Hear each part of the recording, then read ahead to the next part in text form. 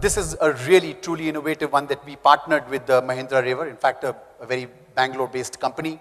We were involved in their development cycle for almost 2.5 years to be able to see how do we make a car that is that has its great benefits, but then intrinsically being a battery-operated car has its own limitations, and how do we help Mahindra Raver turn those limitations into probably the car's best-selling features in terms of energy management and how a customer is that much more confident about being in a car that is connected. This is the world's first electric car that is truly connected onto our machine-to-machine platform, and really the first connected car as far as India is concerned. That journey is just about started, and we talked to a number of automotive companies with our global best practices on both the platform that manages the connectivity, as well as some of the innovative work that happens on application development. We have now, as part of the Vodafone group, acquired a company called Chopra, which is the world's leading company in terms of automotive diagnostics and application management, including security. And that sort of plays not only into the connectivity layer, but then also heads straight into the application and management layers that go into the car. Now, this was a solution that required a fair amount of thinking and management because, yes, in this case, a lot of application development was done by Mahindra Raver themselves. But then yet at the same time, you do need this to work flawlessly. And at no stage can you have an SLA that the customer looks back and says, now my car is no longer connected and I'm not feeling so confident about it. This is a truly innovative one that we actually work with and have out there in the market. And for those of you who would like to see some of the features that will bring a smile to your face, do head across to the pavilion. I think it's in Pavilion 2 at the Vodafone Pavilion. The car is there. Have a look at some of the features that actually can run off the smartphone and how you can manage all elements of the car. Moving on from here, we looked at another customer who said, I want to scale up my banking operations. Not only do we have rollout obligations from their regulator, but we would want to make this experience a far more delightful one for our customers, and yet at the same time, be able to scale our business up to the new challenges of, or rather opportunities. And here we worked with ICICI Bank on their tab banking. Now, much of this is probably things that you see on television as a very easy, intuitive customer proposition. Yet much went into the developmental work at the back. We had to actually eliminate the physical documentation process, provide on-the-spot banking. This was no longer about walking into a bank branch, waiting for an agent to see you, and may or may not have your documents with you. This is about an agent who came to your house, collected what he needed to do, take photographs, upload them, and give you a bank account that was running pretty much on the spot. It also meant taking this customer's CapEx requirements away from him and giving a managed solution that runs the whole solution all the way from the tablet and then managing all parts of it. And this was really a case in point where the area of customer delight was actually a little bit more forward thought through by the bank. And then it was brought to us as a proposition. And then we gave a solution that was helping to work this in any way and actually making the business from this aspect far more future fit and future ready. Moving on, also when we look at some of the retail environments that we are coming along, and if you look at the customer experience, and for those of us who thought that modern trade was not something that would happen in our lifetimes, it's fairly vibrant and of course being challenged by the online environment. But here it was a large multinational chain that planned to transform the customer billing operations. Again, a pain point. You have these big bags, you arrive, and then how long does it take for your bill to be actually generated and for you to leave as a happy customer out from the store. And Vodafone powered the customer with it was a solution that went right across the fixed and mobile areas because much of its inventory management was running off servers at the back and it required far bigger pipes. And yet it required the experience to happen at the checkout with redundancies built in both on a wired and a wireless environment. So in many ways, the most painful part of a shopping experience was suddenly made into a much better one and gave a far greater and better in-store experience. Coming into the area of how we have worked with another customer, another very large Bangalore-based customer. Sorry, this is, yes. This is a large IT major in this city who actually, threw a very different challenge to us. Their intrinsic IT networks had been scaled up in a sort of organic manner. And now, can we just go back to the, okay. Yeah, just leave it at that, please, thanks. Had scaled up and it was no longer future fit. Like all IT companies out here, they were going through a period of boom. The number of customers were scaling themselves up, not only in India but abroad. And then they were looking for almost a greenfield solution to say, we're going to chuck our old IT systems out and you're going to be able to provide us connectivity that was going to be completely scalable in the way that the business scales itself up. This was a challenge that was thrown to us as, at a very early part of where our journey was as an enterprise player. Over a period of time, we have put in a solution that operates at almost 20 to 30% lower than the cost that has happened over a period of time. More importantly, not only do we connect this company's internal offices, we also connect it off to their offsite locations where they're doing customer operations or actually doing managed services for the companies where they do their IT activities.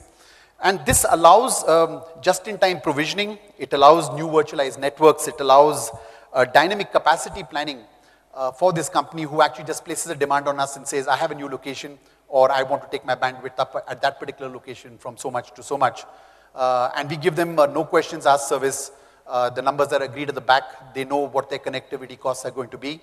And we just ask basic questions in terms of what applications are running and what type of SLAs would you want managed at that particular location. And this has really enabled the company to scale up, keeping their connectivity parts of their IT business actually parked to the side and said, that's more a little bit like Vodafone's problem. They're going to be able to manage this. And most importantly, not only are they able to manage their own IT systems at the base end, it's the customer management that they are able to give in a far more robust and effective way.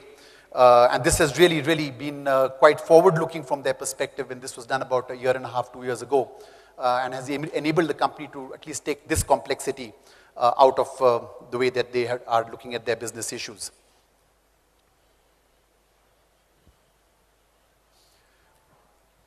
Sorry.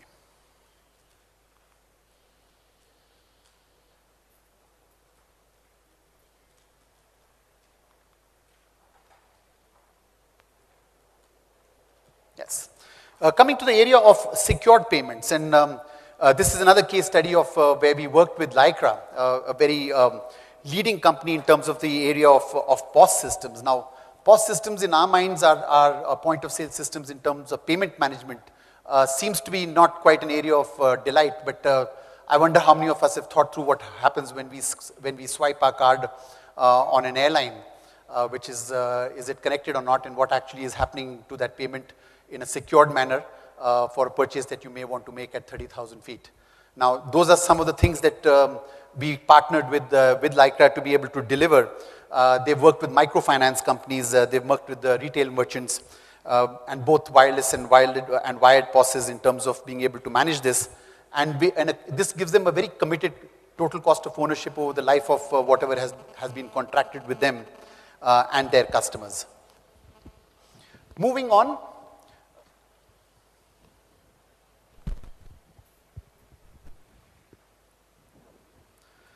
We have actually been working with the government a lot in the area of what is now seen as Digital India 2020. This is the part where we looked at the social change that is going to be required for a country like ours to be able to get ahead. And one of the challenges again thrown to us by one of the state governments was, how do we improve infant mortality?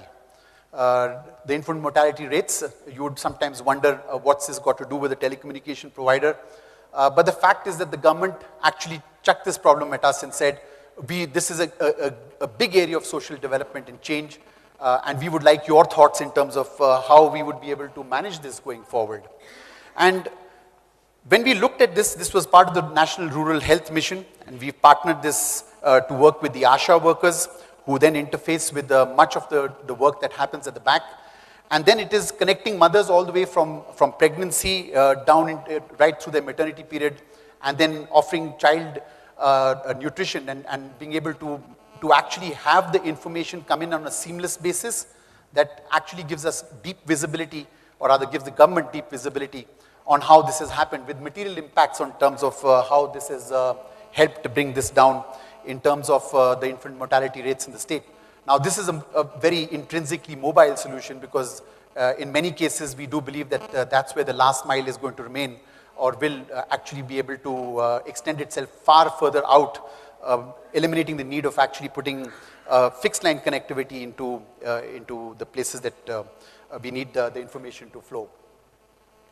So if this is going to be the world, the way that the world plays itself out, yes, a number of challenges is going to make the world far more unpredictable. This is what I had said in the beginning.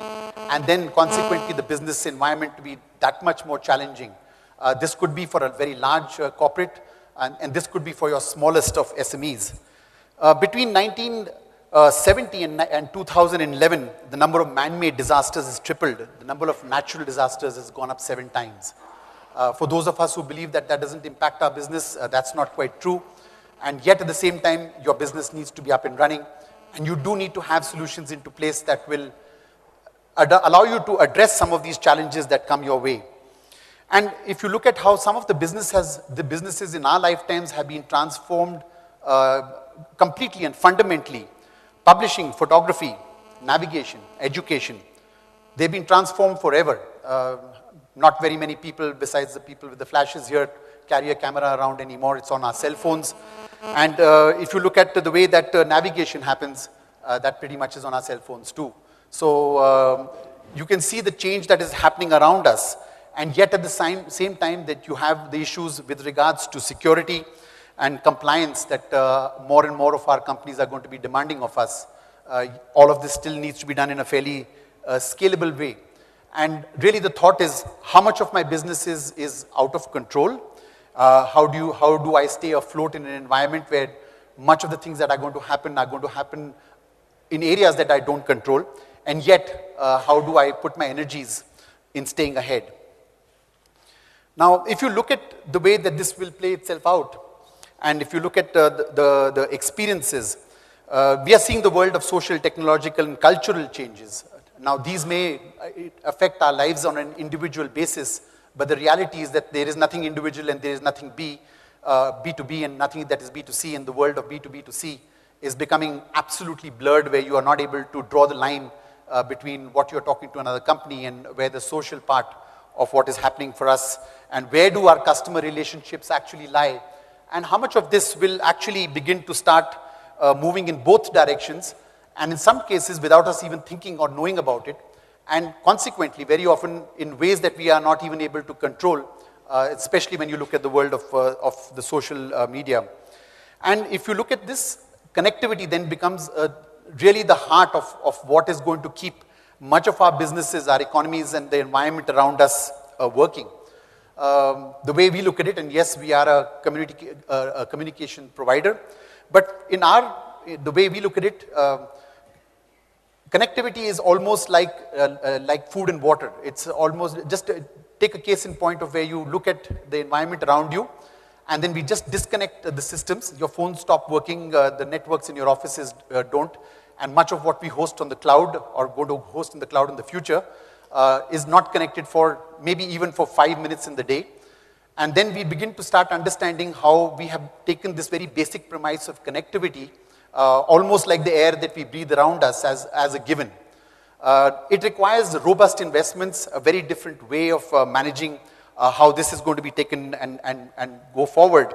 And as the world moves to the cloud, which is inevitable, the underlying principle of that is that the cloud is going to be connected. The connectivity part is what companies like Vodafone have always been looking to say, that if the world is going to be a more connected place, what is it that we need to do from an infrastructure perspective for the cloud to work? Because no matter where the cloud lies, it's going to come back to a telecom service provider to connect it up. So it's a very, I would say it's food and raw material for the cloud and the way this is going to play itself out. So if you look at this, both exciting opportunities and very potential fatal stuff that is likely to come in our way if we are not looking at our businesses and making them future ready. If you look at the increasing connectedness of things, the machine-to-machine part that you see even maybe in the next hall, our cars are going to stop working if the connectivity on them goes down. That's as fundamental as it's going to be. And as we move into 4G and in some cases the 5G environments and driverless cars, the fundamental premise of driverless cars is that there is a real-time connectivity for that car at nanoseconds, because the car is going to be talking to sensors on the road that will automatically steer it in absolutely milliseconds. That's the world of where what seems like Star Wars for us, but will play itself out in our lifetimes as we go forward. The borderless nature of our businesses, so very soon geographies of what we can do here or what is happening somewhere else is going to be coming down. And the impact on our life is going to be materially different.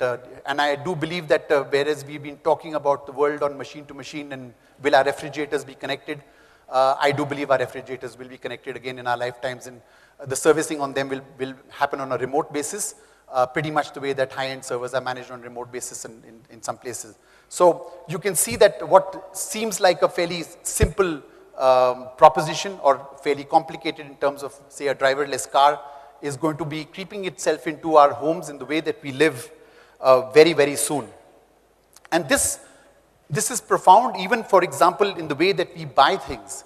I do believe that over a period of time, and especially when you get to the world of online shopping, and again, Bangalore seems to be the mecca of much of that you're not going to be buying the product, because the product's going to be available to you from multiple channels and multiple online retailers.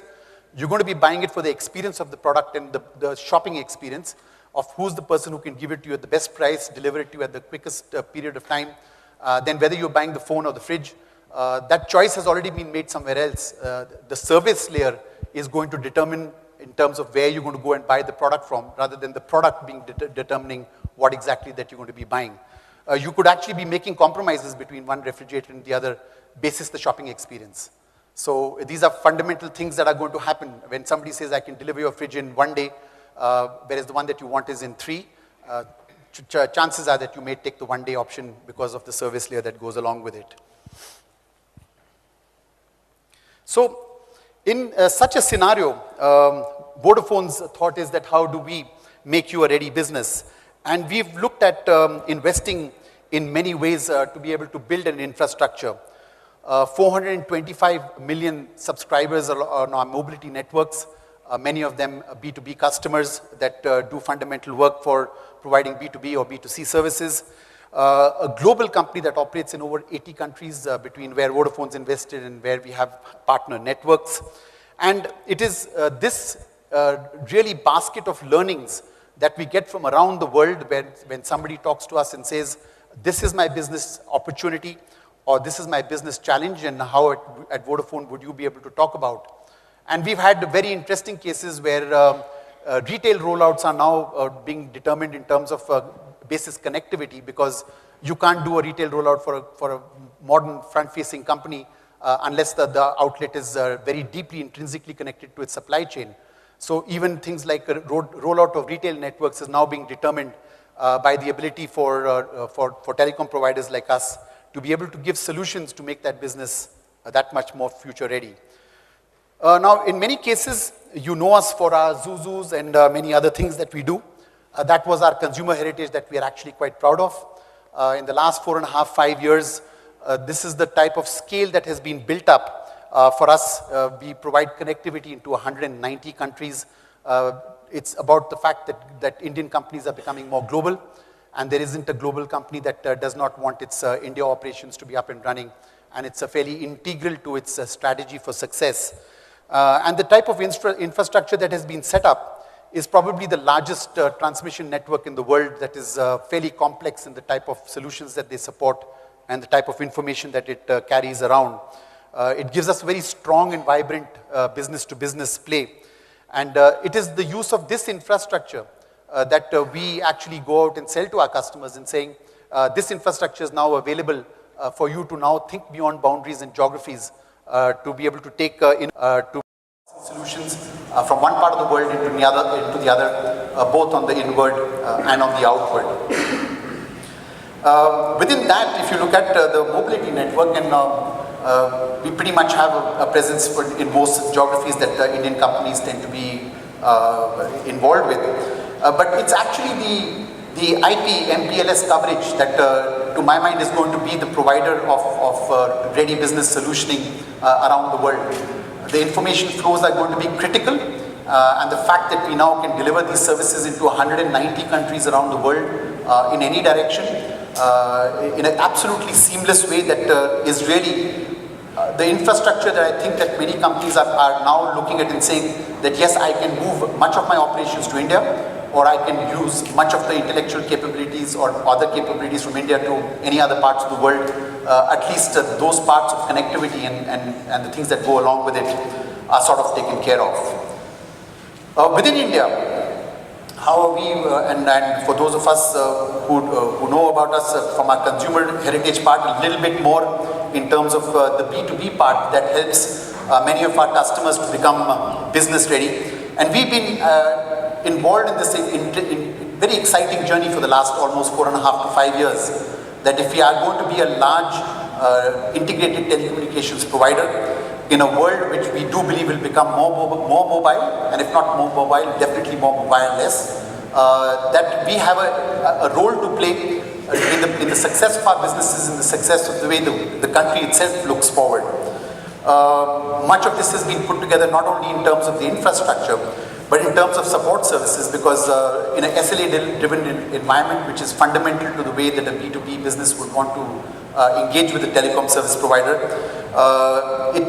we have invested in all the necessary certifications, put up state-of-the-art NOCs, and being able to proactively manage much of the activities that our customers want us to do, where we are now capable of actually giving real-time alerts and sometimes inform our customers well in advance of a potential threat to their communication services before the customer even realizes that some of the SLA parameters are not quite being met. And it's the proactiveness of what we are trying to put out from much of our managed layer that the customers really are beginning to appreciate, because there are mission critical applications that run to make your businesses ready that are critical in terms of information flow.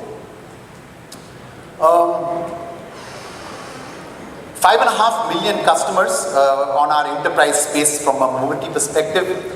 We deal with 6,000 large corporates in India, and there probably isn't a large corporate that doesn't take some of our services in some form or the other. The great part about it is that every time that somebody asks me that, saying that isn't Vodafone really the last entrant into the B2B space from a telecommunications perspective, and my answer to that is that we play to what we call the last mover advantage.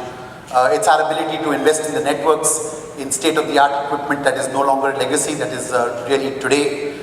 It's about exploiting on the consumer footprint that has been put up for our mobility services in the last 20 years of operations, and then layering on top a B2B proposition and enterprise play that gives us a spread that's actually quite unmatched. Our SME journey has been even more interesting. We started that vertical about 3-4 years ago, and now at that time we used to be dealing with about 17,000 SMEs. But it's the type of propositions that I'm talking about when we go out and engage with our customers who may want a basic mobility solution like a SIM card, and we are happy to do that. To SMEs who are integrated to large corporates' supply chains, and then the large corporate is saying your end it needs to be connected up into the overall scheme of things.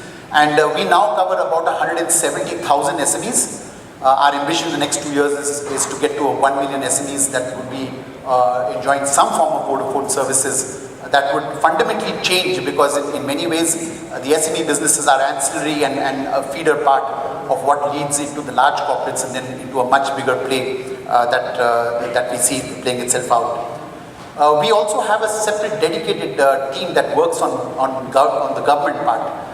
The Digital India 2020 dream is truly exciting from our perspective. The one that we saw on the health mission, that happened about 1.5 years ago.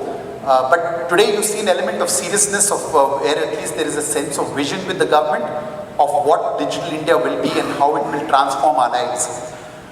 Even if the difference between the advertising campaign and the actual product reality, there is a bit of a fallout, which is likely to happen. But if the government and consequently the country where all of us will play a part delivers even 20 to 30% of Digital India Dream in 2020, we would be living in a fundamentally different world where much of our lives and the businesses consequently around them would need to be able to think about their future in a far more robust manner, to be able to say, what are the opportunities of a Digital India 6 years from today? If you look at the type of solutions that have been put together, now this is a standard set of products. I wouldn't even actually strictly call them solutions. But it's the engaged conversations that the teams need to be actually having with many of our organizations, saying, what exactly is your business reality? How do we help you to take this forward? And very often play to the strengths of what we see for ourselves as being the world of convergence between fixed and mobile. Where you will have far deeper capabilities of what today seems to be the telecom last mile non-availability as we move into 4 and 5G environments, as we hopefully get more spectrum to be able to manage that. The issue of geography will no longer become or should become the problem about how businesses say, how do I control what's happening sitting in Bangalore and Guwahati because I don't have enough information of what's happening there. And there's a host of solutions that you stitch together to be able to give a problem like how do I make my sales teams more effective, or how do I bring my inventory down by 30%. It's those type of conversations that truly excite us and are actually leading and fueling in the way that we are beginning to engage with our customers, both from their issues of problems and opportunities. So if you look at this, what do we see as the 3 key areas of what a ready business is going to be able to talk about or looks forward from a company like ours? And we sort of look at this as 3 broad areas. Number 1 is better operational agility. It's flexible and responsive IT systems, both proactively and reactively, and the ability to be able to exploit latest technology trends as and when they're enabled or are available, and they are made available through our teams and our solutioning experts to say, if that is your problem, this is how we would be able to help you to become a more operationally agile company. Number 2, it's about better connected employees. So I don't think that we are going to see an environment where the number of employees is going to come down dramatically, and yet at the same time, distance working, for example, or managing their efficiency, or being able to do many things that otherwise require people to come to office to do, will probably start happening from places that are not going to be office oriented. In many cases, I think these business cases will begin to start playing themselves out. We've seen a few of these business cases, especially in the UK, where the business case of going out and connecting your employees actually comes from the cost of real estate and air conditioning and coffee and things of that sort. So how do I bring 30% less of my people to work every single day?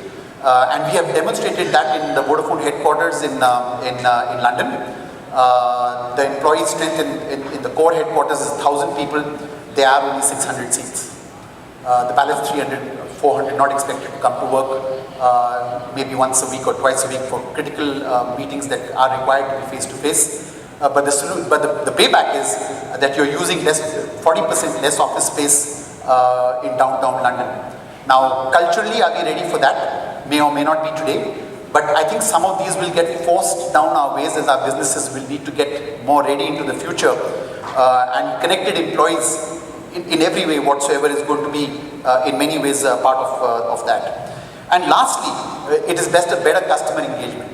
And here when I mean better customer engagement, it's not engagement from our side to our customers, but it's about our customers to their customers. Whether they are B2B or B2C, how do we get the flow of information by which better analytical ability, the ability to get onto the big data opportunities, how do you get more insights in terms of what their customers are looking for in terms of information, and offer far more personalized interactions, because those are the companies that are going to get rewarded in the future. It's no longer going to be about a scale where people say, I have so many customers, I can't deal with them individually. It's about enabling systems by which each customer believes he is being dealt with individually, In reality, he's not. There are enough, there's enough analytical capability running at a macro level to be able to bring this down to a micro individual level where they're able to bring moments of delight to their customers. If you look at this consequently in summary, a service provider like Vodafone Hungary, we do come in from the back and we do look at much of the opportunities that we are fortunate enough to live in a country which is looking for growth, sort of believes in itself a lot more than probably where it did maybe 3 or 4 or 5 years ago. And it's our commitment to support this as a service provider of choice, a partner in business transformations. It's not just being able to provide basic connectivity, but being able to provide transformational advice at one end and then consequently technology solutions to help businesses to get more ready. So I'll leave you with that thought, and that's my sales pitch. How could Vodafone help you to be a ready business? It's those conversations that we are looking and would like to have more and more with our customers. Thank you.